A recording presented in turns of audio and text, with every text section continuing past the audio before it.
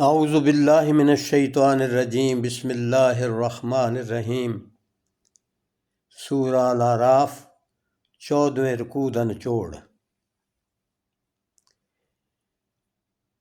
14वें रुकू दे विच हज़रत मूसा अलैहिस्सलाम ते जादूगरां दे विचकार मुकाबले का जिक्र किया गया है। फिरौन ते उनके सरदारां ने हज़रत मूसा अलैहिस्सलाम ने जिहड़े मोजे पेश किए सन, आख्या कि यह तो जादू है। इस वास्ते फैसला किया गया कि जादू का मुकाबला जादू नाल ही किया जाए। उन्हें सारे इलाके चों वड्डे वड्डे जादूगर बुला लै ते हज़रत मूसा अलैहिस्सलाम दे नाल मुकाबला कराया। जादूगरां दे मुकाबले च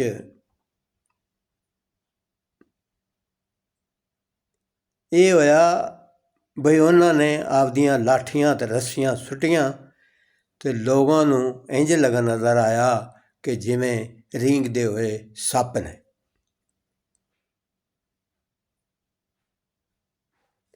हज़रत मूसा अलैहिस्सलाम ने अल्लाह के हुक्म नाल असा सुटिया।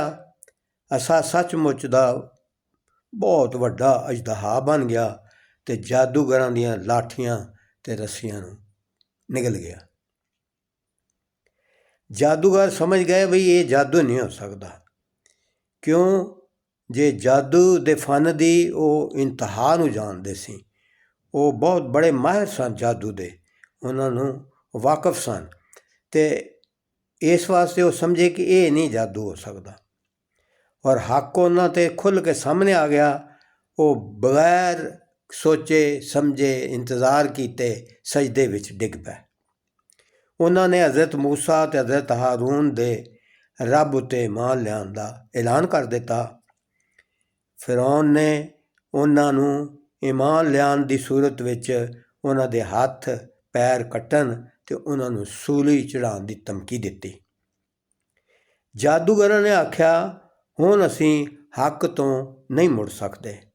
उन्होंने अल्लाह नाल सबर ते इस्तकामत दी अल्लाह कोलों दुआ की।